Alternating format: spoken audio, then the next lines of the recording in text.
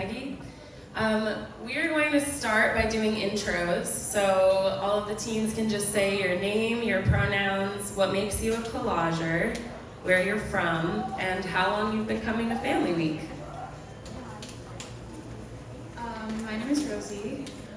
My pronouns are she, her. I have 2 lesbian moms, and I'm from Syracuse, New York. Oh, well, probably since I was 5.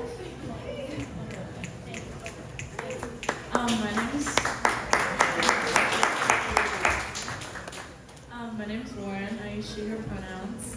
I have 2 moms. I'm from Toledo, Ohio, and I've been coming for like 5 years. My name's Lula. I have 2 moms. I'm from New York City. My pronouns are she, her, and I've been coming here for I've been coming here my whole life. Family Week, probably 7 years. I'm Hillier. I use he, they pronouns. I'm from north of Boston, Massachusetts, and I've been coming about 6 years. Hi, I'm Bailey. I use he, they pronouns. I am a collager because I'm a single lesbian mom, and I've been coming to Family Week for 2 years now. I live in Sacramento, California. My name's Lane. I use he, they pronouns. I live in Little Rock, Arkansas. I'm a collager inside lesbian moms, and I started coming to college when I was about 7, but we haven't been the past 3 years, so now we're back. My name's Andy. I use they, he pronouns. I'm from Cambridge, Massachusetts, and I'm a collager because I have a transgender dad.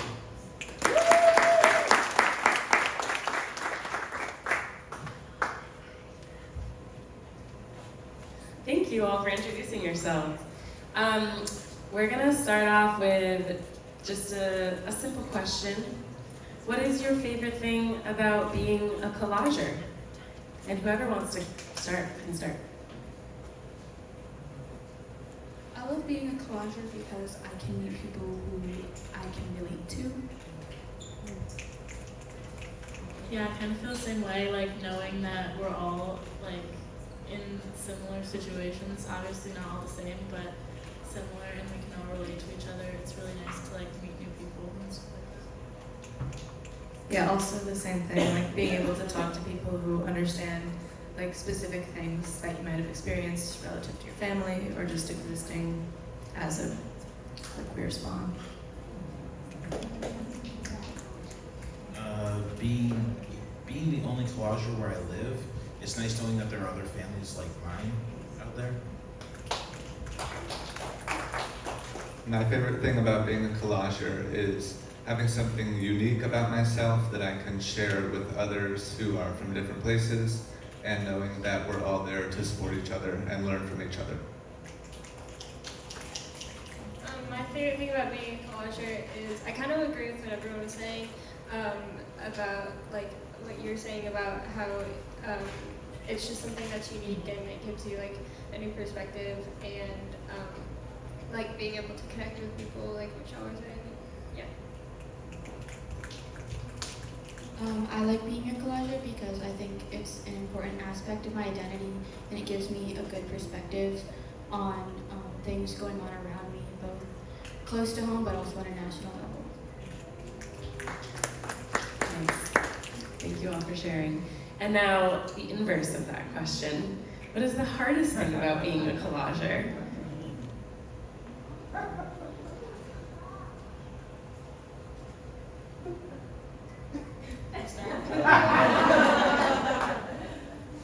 Nothing's really hard about being a collager here during Family Week, but like outside of this community, it's like definitely just like nothing's like super hard about it, but it's just hard to explain to some people like your family situation, or like it's hard to know who is safe even to like tell your family situation, which is super sad that we have to worry about that, but sadly something that we have to deal with. So. Nothing. I have no complaints.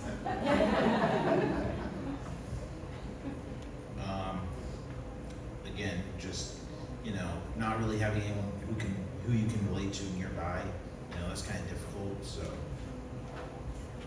Similar to what Elliot and Warren said, it's awesome having this community here in Provincetown during Family Week to spend time with and get to know who are also collagers. But where I'm from and at my school, there isn't a huge population of kids with LGBTQ plus parents.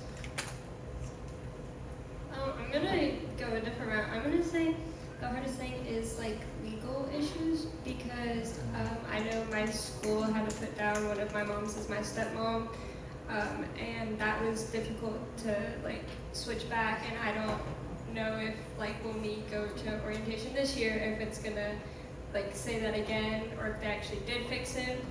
Now to know that she wasn't allowed to have her name on my birth certificate until my parents were legally married, which couldn't happen until like 2014 or something. And so like just living with kind of that information is difficult sometimes, but I'd say like socially, it hasn't really been a problem for me. I think I agree with the hardest part of being a collager. Legal issues definitely for different families. Like my dad had to adopt me to be my legal guardian or parent. And also I think there's always going to be different people anywhere you might go that will look at you and your family just with really judgmental eyes. And that's wherever you go, that's going to be something you're going to have to live with, which isn't your fault, it's theirs.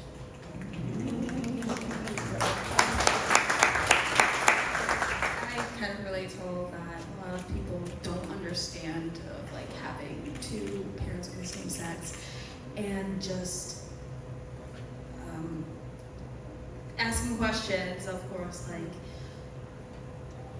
like why do you have two moms, or like how are you adopted, or why are they different skin tone color from you?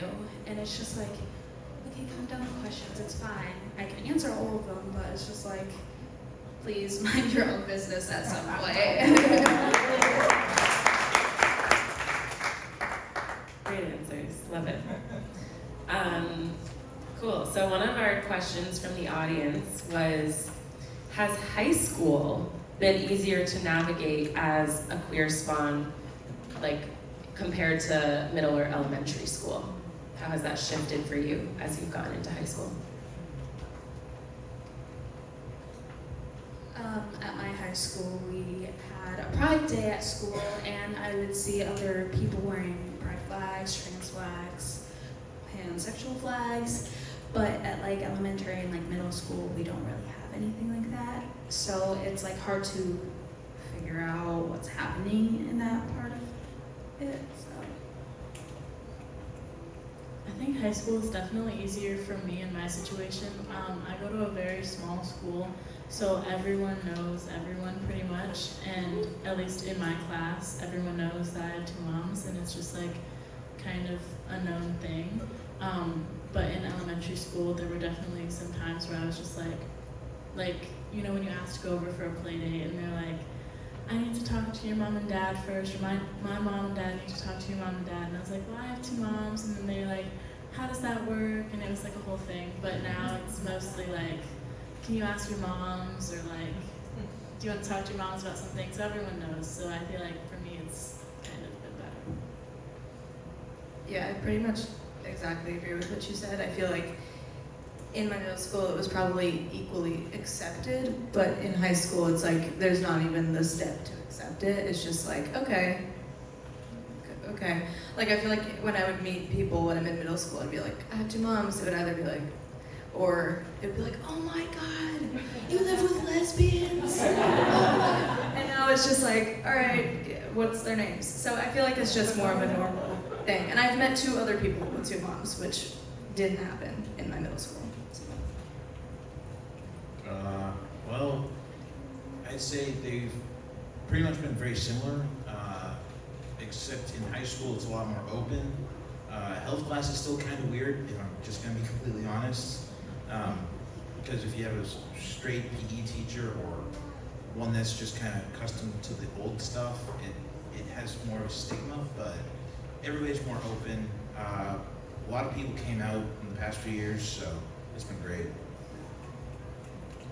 High school has definitely been the easiest environment for me to be open about being a queer spawn. I went to a very inclusive and diverse elementary and middle school also, but at high school there are more, people are more knowledgeable about issues like that, and people are generally more open-minded, I think, as they get older and more mature. So I've been able to be more open about having a lesbian mom at high school. I kind of agree with what Bailey was saying. I've always been pretty like open about it, but people in high school like understand it more, and people would always like make comments in middle school, but like no one in high school really does that. But I think the thing for me that has changed most whenever I got to high school was that I was able to figure out my own identity rather than people like understanding me having lesbian moms more. So I have always lived in a very accepting area, but my elementary and middle schools are pretty transphobic and homophobic. My dad transitioned when I was 5 and in kindergarten, and nobody in my elementary school or middle school knew that I had a transgender dad, or that I was donor conceived. It wasn't something I felt comfortable sharing with them. But moving into high school, I'm about to go into my 3rd year of high school, and so many of the people there are really open and accepting, and I'm able to share more about my family with them, and it's a very much more inclusive space that I found in high school to be. Great. Thank you all. As a reminder to the audience, you can keep submitting questions. Scott will collect them from you. Scott is our program intern this year. So yeah, give it up for Scott.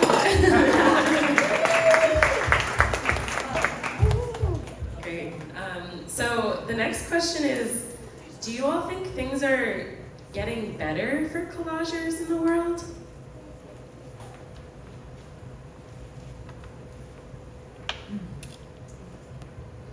I think it's a work in progress. Definitely.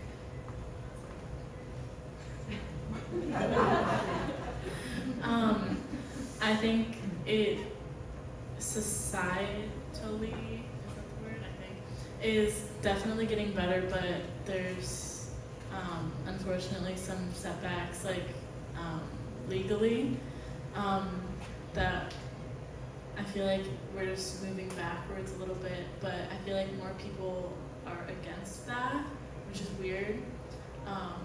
But laws are still being passed and stuff like that, so I think in society it's getting better, but legally it's getting worse. I feel like I don't have that much of a perspective on this, honestly. Like, it's a really like finite issue. Like in terms of like being queer in general, it's pretty easy to, you know, see the progression of laws that are happening, and obviously that's bad. But I feel like as the child of queer people, I feel like where I live and my experiences, I haven't really seen a shift, so I feel like I can't really speak for this, but I would hope it's getting better.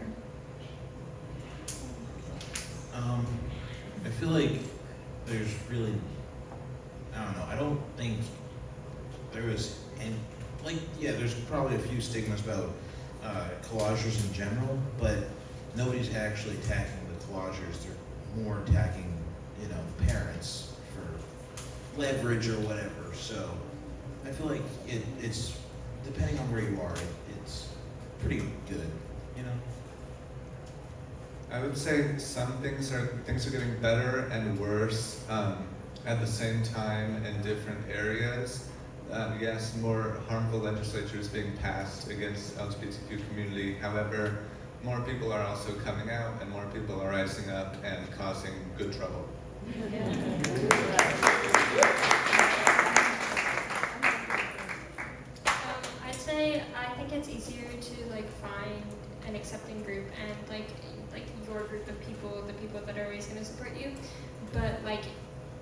seeing stuff in the media and all of that makes it hard. So I definitely think that there's still like progress to be made, and like, but you can find the people that are always going to support you, and they're going to help make things better.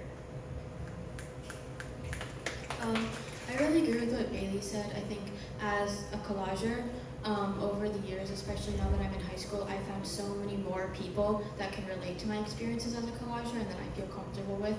And it's great to have our own queer community.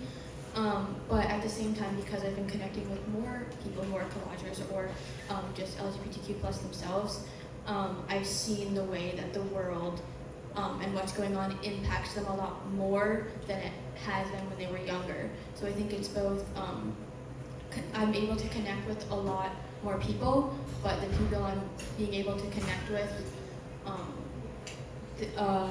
aren't always like,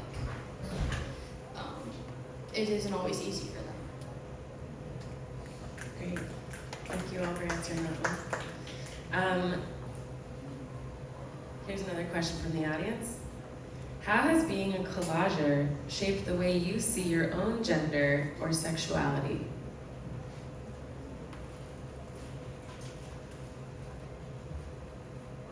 I think it's really helpful to have two lesbian parents who supports me of who I am and how I portray myself as. So I think it's very nice.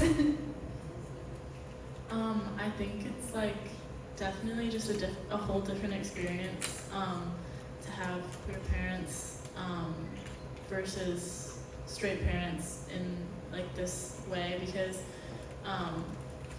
like a lot of queer people have to come out to their parents, and I don't really feel the need to come out to my parents because, well, they're gay, so. But they've always been like accepting, like no matter, like they tell me like no matter what you are, like obviously they'll still accept me, and I don't have to worry about that like some people said they did. Yeah, I agree. I mean, I feel like maybe if my parents were straight, I would have had the whole sexuality crisis, but I dodged that one. I mean, like, I grew up like aspiring to be lesbian. Like all my parents' friends said, I can't wait to become lesbian. Like that was so. I'm sure things would have been different if I had a mom and a dad. So. For me, because, you know, they're gay, I was just like, oh, by the way, I'm bi, and they were like, okay, good for you. Like, I just brought it up, and I didn't even have to be like, hey, we have to talk, you know? I was just like, hey, so what does the bi flag look like? I'm just curious. It's been really nice knowing that my mom will always be accepting of me no matter who I am. I know that I can always ask her anything. And it's really made me more open-minded about myself and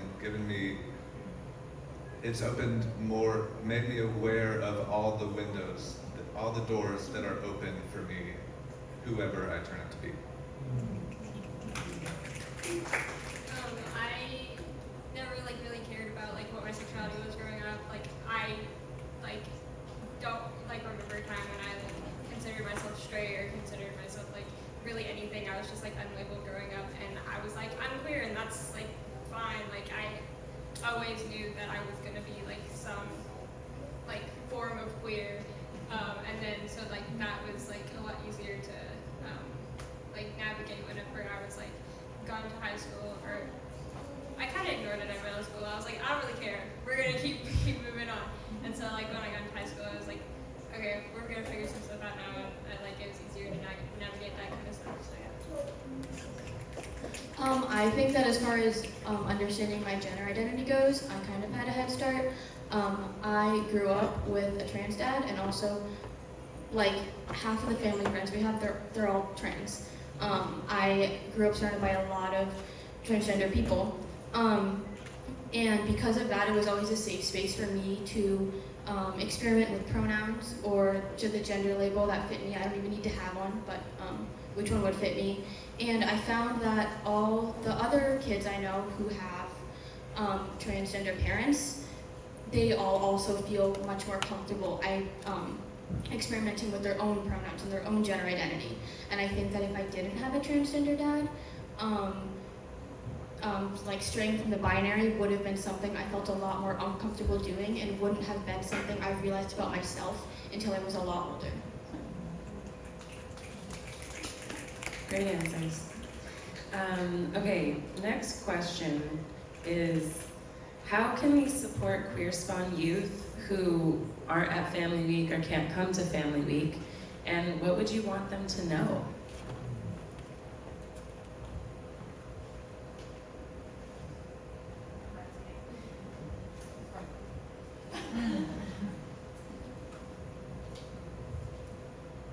I guess just like I find social media like a very good way if used correctly to like communicate certain things. So like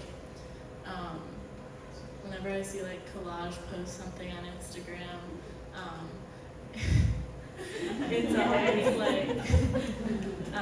it's always like just a little reminder that my people are here and they're like not just at Family Week, but they're always there for you, even if you don't like really know them. Like a bunch of people are there if you ever need to talk. I feel like.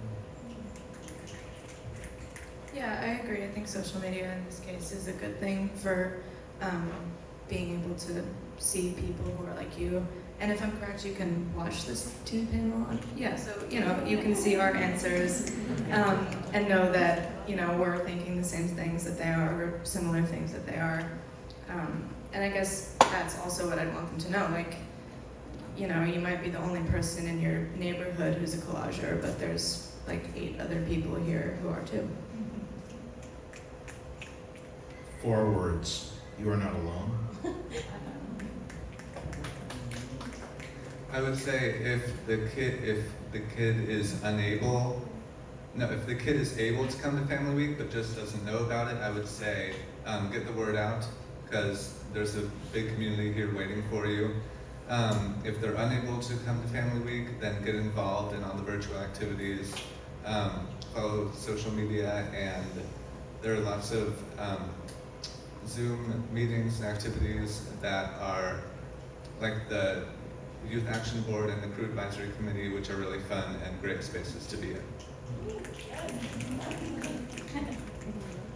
So, like, growing up, my moms would always, like, find all of the families, like, in, not necessarily, like, our neighborhood, but, like, all of the neighborhoods surrounding us that were, like, queer families, and so that was always something that, like, allowed me to see that, like, there was other people like me, like, everywhere.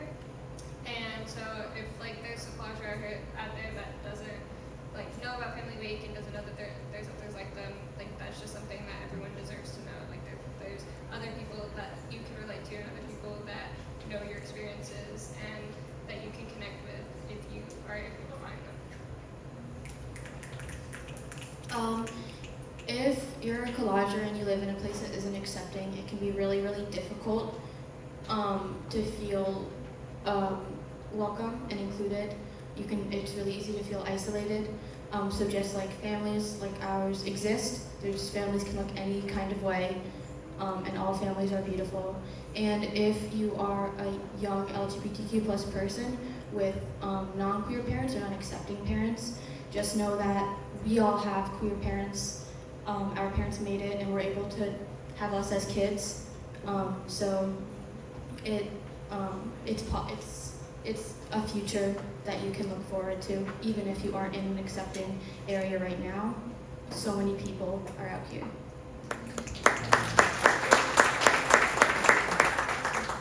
There is always someone you can relate to.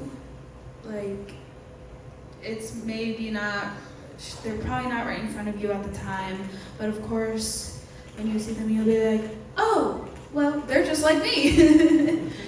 And it's really good to have someone who you know will be just like you, I guess.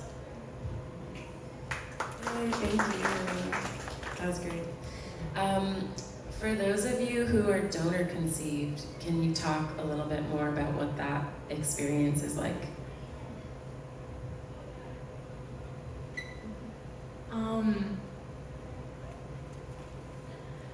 I only really started I guess questioning anything probably 2 years ago, and I was before that I was just I have two moms, whatever. I always in elementary school it was always just how does that work? Don't you need to have a mom and a dad? And I was no, I just have two moms and they love each other and then they had me and they're okay. But it's definitely an interesting experience, not knowing who your father is, and just for me it's always I go into a supermarket or something or a grocery store and I'm oh my gosh, that could be him. I could be walking past him, that could be half of me right there, and I would never know. But it's definitely something that's very unique and not everyone will understand for sure. I do know who my biological dad is, and I have to preface every time I explain my donor situation that it's not incest. So my mom who had me, her wife, my other mom's brother is my biological dad. So my cousins are my half sisters, and we're all very interconnected. And honestly, I love that situation. I'm so close to my cousins, and I love my uncle, I used to call him Uncle Papa, because, but yeah, I really like this situation, and I kind of feel happy that I don't have to think about it. I know exactly what's going on, and I know everybody, so, yeah. Some aspects of it are difficult, having to explain how, what the process was and what it means to be donor conceived. But it's also really cool knowing that that my donor is out there somewhere in the world willing to meet me at one point in my life if I wish to.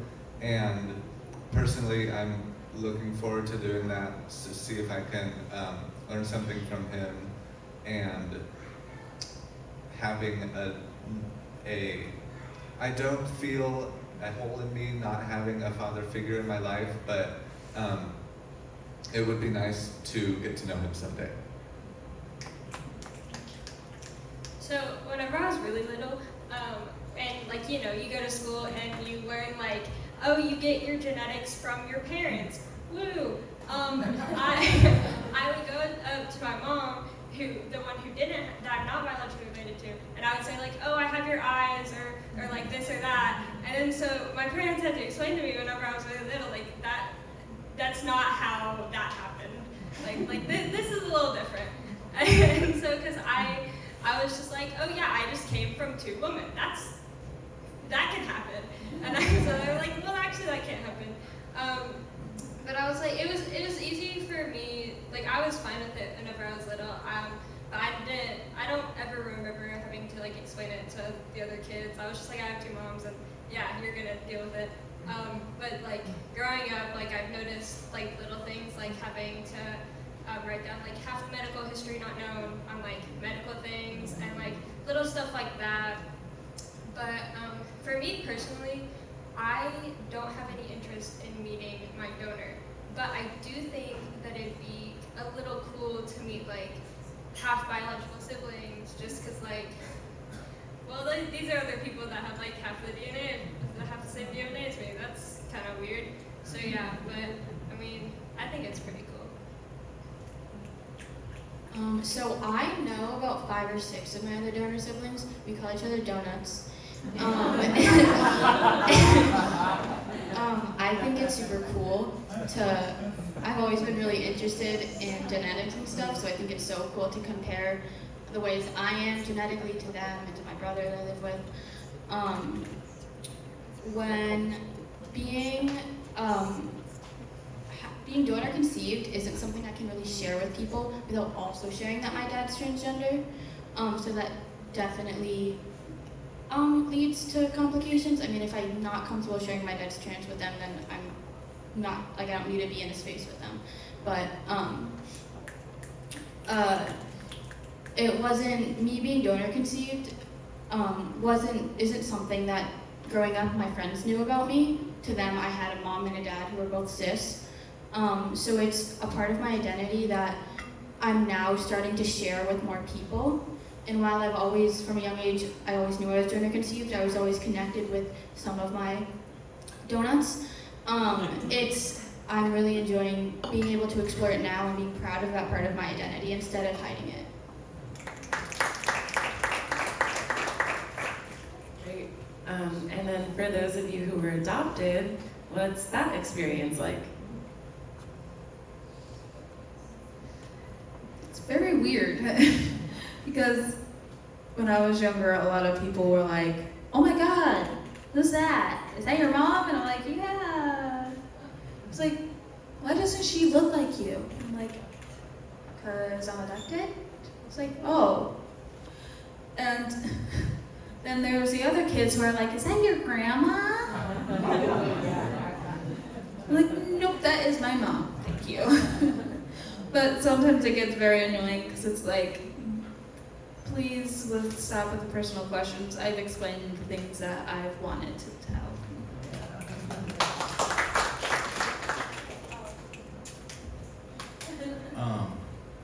So it's weird being adopted because I used to not really think about it, but when I go to the grocery store, I always think, all right, what are these people gonna think? Like, will they think, like, this 20-year-old and this 55-year-old are hanging out? Like, that's a weird friend whatever. But I do know my birth mother and my half-sisters, and I've met them twice, and they're really nice. So that's good. I don't know who my biological father was, but yeah. Great. Thank you both for sharing.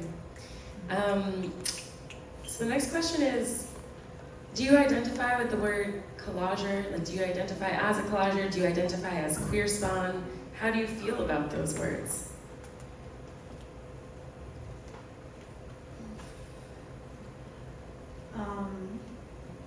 I guess I would identify as a collager. I haven't really thought about it, like, thoroughly. I was just being, it's okay, this is me. I don't think I have to have a certain identity as I go through. I think I identify as both a collager and a queer spawn. I use collager more just because queer spawn sounds a little weird to people who don't know what it is. But yeah, I think I identify as both. I do the queer spawn. Yeah, I don't think I've ever used collager as a way to describe myself. But if I were to talk about having two moms in other words, I would probably say queer spawn. I just use both interchangeably, but when I'm talking about, generally just talking about certain politicians, I'll be like, yeah, what really gets them mad is the fact that I'm, in their eyes, the spawn of Satan. So. I don't really use either word in like daily conversation, but I identify with collager more so because I'm really involved in collage and it's a place that I feel welcome. I also don't use like either in like daily conversation, but like I feel like I identify with like both of them. They're both like kind of funky words that like they're cool and like they just mean that you have queer parents, and that's also cool. So yeah. I've never really felt the need to put a specific label on my family or how I am. I just see I have a trans dad and that happens to make me a collager, but that doesn't mean that's only what I am.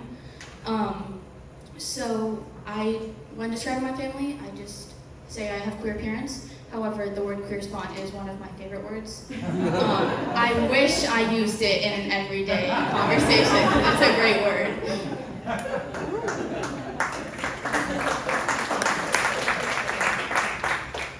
Awesome. We have like a comment then question. So the comment from the audience was, I wish there were just as many people listening to you as there were listening to the parents yesterday.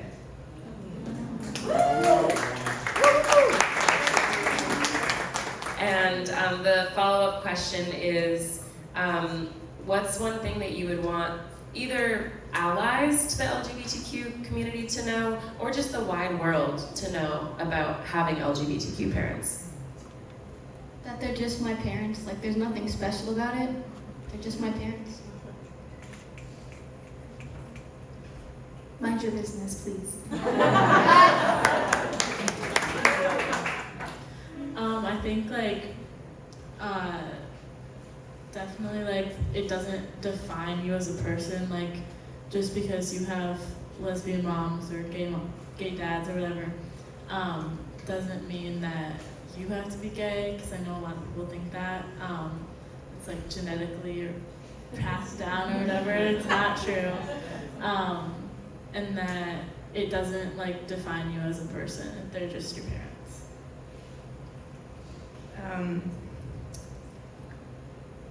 That you're missing out because it's awesome.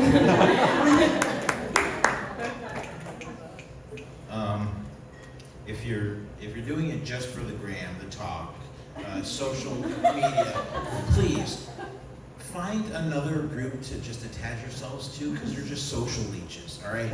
But if you're genuinely here to learn, it's great, because you get, you may not have a mother, but you get two dads, at least from my aspects, but you get the same information.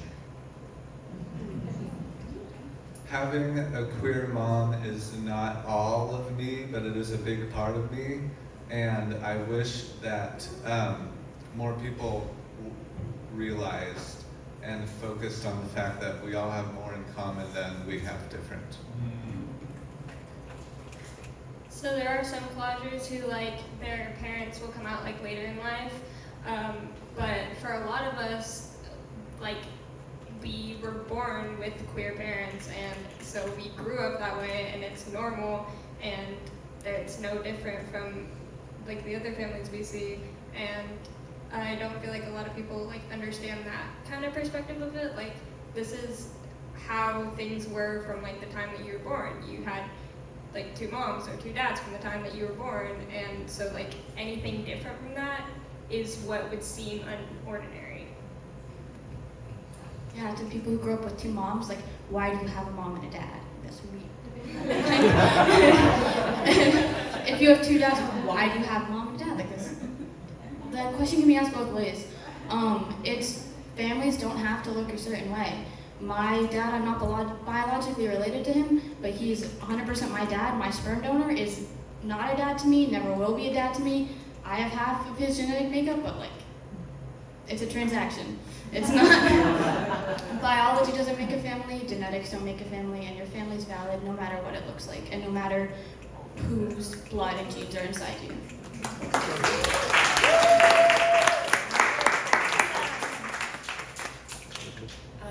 One more question from the audience was, why is it important for your parents to have legal rights?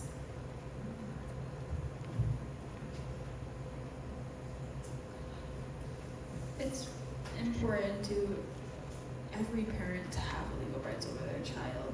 It shouldn't matter if they're biologically related to them or whatever the case is. They should still have priority over their child. I think it's unfair if their child was taken away from them in any case or sort. Yeah, I totally agree. I think it shows a lot about the world that when I was born, I could only have one parent on the birth certificate because it wasn't legal yet. and I had to wait until I was 7 to legally have both of my moms be on my birth certificate. Both of my moms have like full custody of me, and I think it's important to all families to have legal rights over your own kid. Like when straight people have a child, like it's not a question if both of them are going to be on the birth certificate or not. Like that's just something that is just accepted, and like they don't have to think about that at all, but for most queer families, like that's a big problem, so. Yeah, I think it feels kind of like diminishing to the family if you're not, you know, it's like you're their parents and then you're being told that, no, but you're not legally their parents, you're not legally anyone. It's like that's, you know, I don't know how much about how like laws work in this area, but you know, you don't want to have your child taken away from you. I mean, there's tons of reasons, but I feel like the biggest point is just like, it kind of is like telling you like you're not a real family because you're not legally in charge of your kids. Sorry.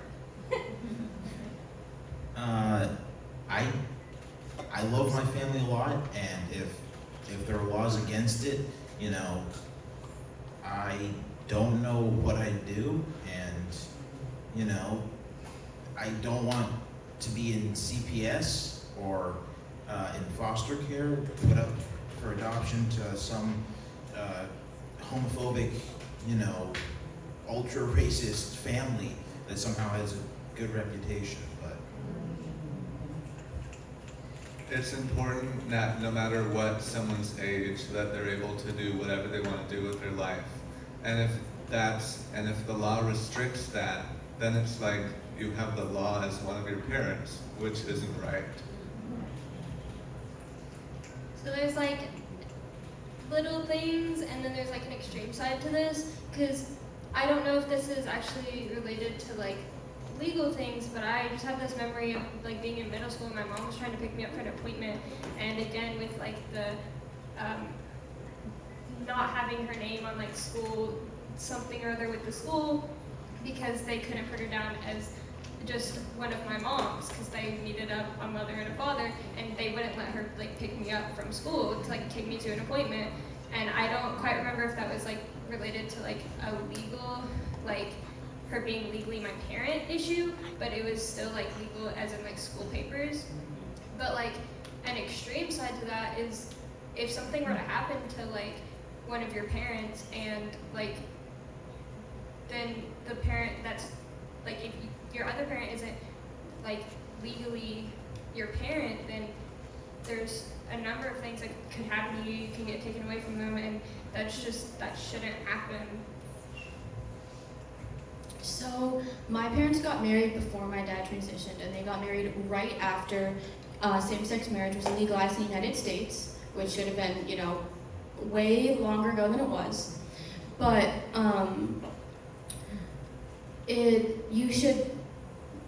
you existing as yourself and loving who you love, and having the family you have, it should just be accepted no matter what, and there shouldn't be legal things that keep you from having a family you want to have. And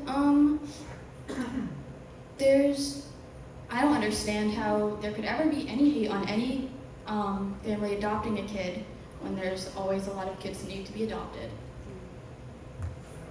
Great. We have one more very juicy question. But before we ask, I'm going to invite our Executive Director, Jordan Budd, up to the stage to say a few words.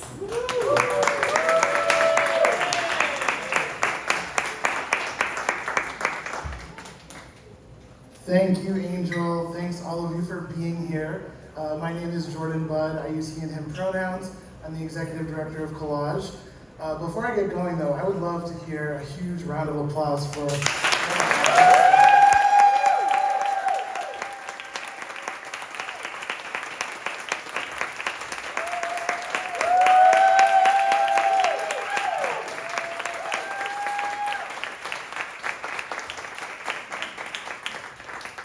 every year I am so blown away by the incredible amount of power that's coming from the next generation. And you're just hearing a snippet of it here. A lot of you who have younger folks, this is what we have to look forward to. This is the future. And I'm really excited about that. It's been a tough year, as you all know, but this is what's coming.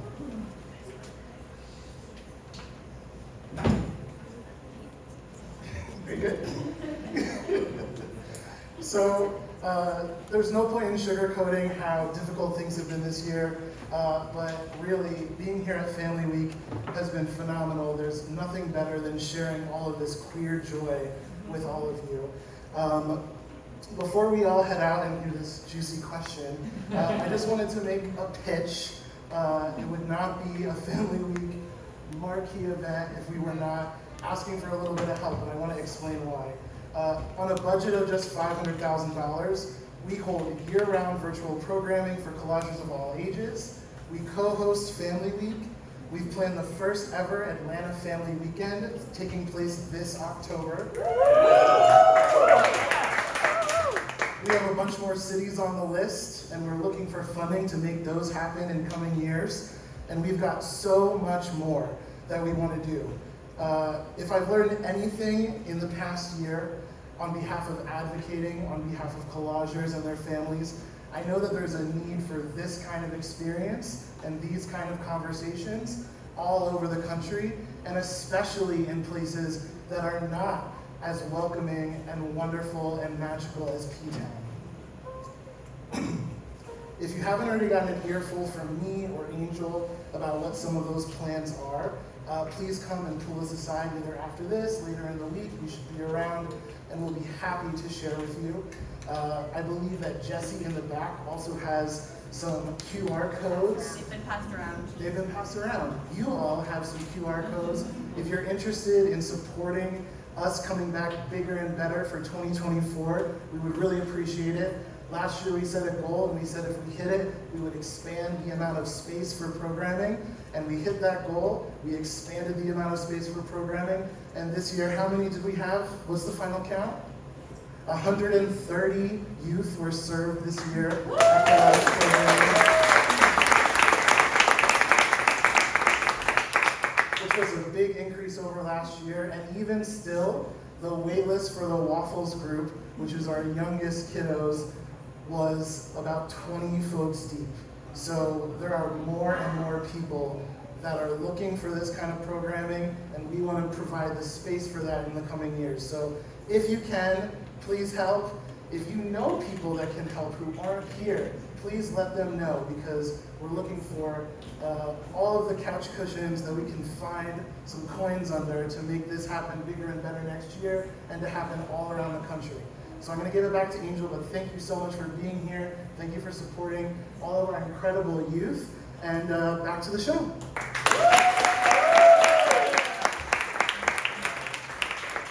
Thank you, Jordan.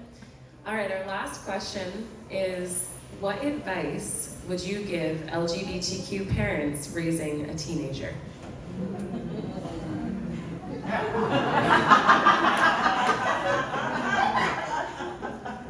Good luck.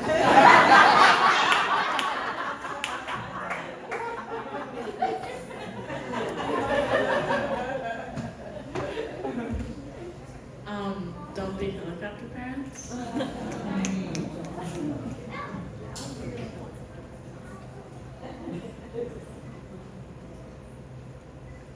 I don't. I mean, I guess because you're queer and raising a kid, it like, I don't know. You have to come back to me.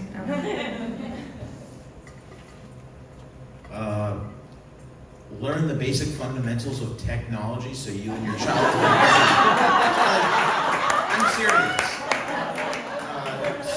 So your child doesn't have to explain to you how you can't get a virus through a broken monitor of a laptop.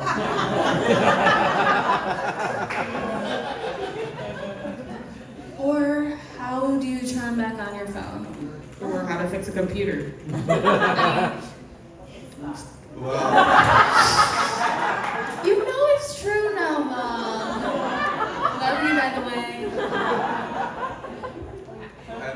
This question is hard for us because we don't have experienced parenting yet. But I would say always keep an open mind and be there for your kids and support them no matter what they want to do with their life.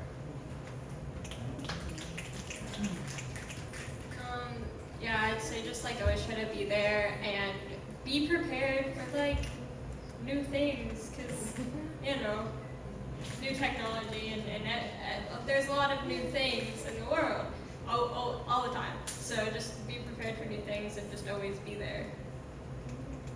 Understand that the experience they have having queer parents is going to be unique to them, and it's theirs to sort of explore how they want to go about it, how much of an identity is going to be for them. But also for kids of any age, just always leave the floor open and always make sure they're comfortable going to with any questions. Like, why does my friend's family look like this, but my family looks like this? How was I made? Was I made differently from my friend? Why do I have two moms? Maybe I used to have a mom, but now I have a dad.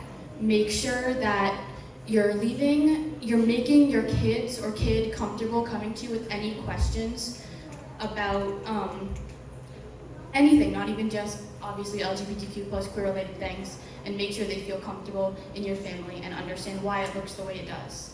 And yeah.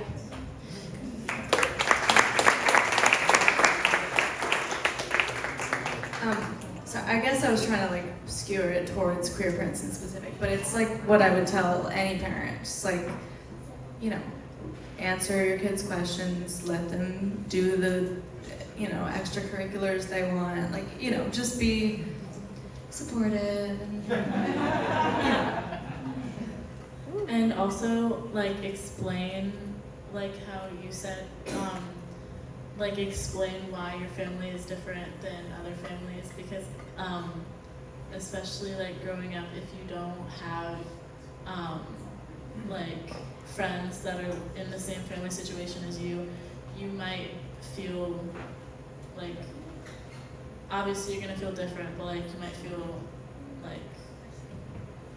ashamed of your own family, and no one should ever feel like that. Slay! Also, always view setbacks as growing experiences for you and your kid. Wow. All could be parents, I mean.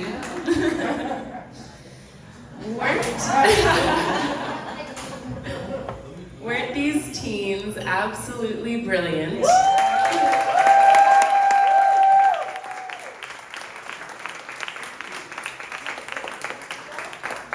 Thank you all so much for coming. Thank you to our ASL interpreters, Travis and Ember. And most of all, thank you to our high schoolers for being on this panel and being so generous.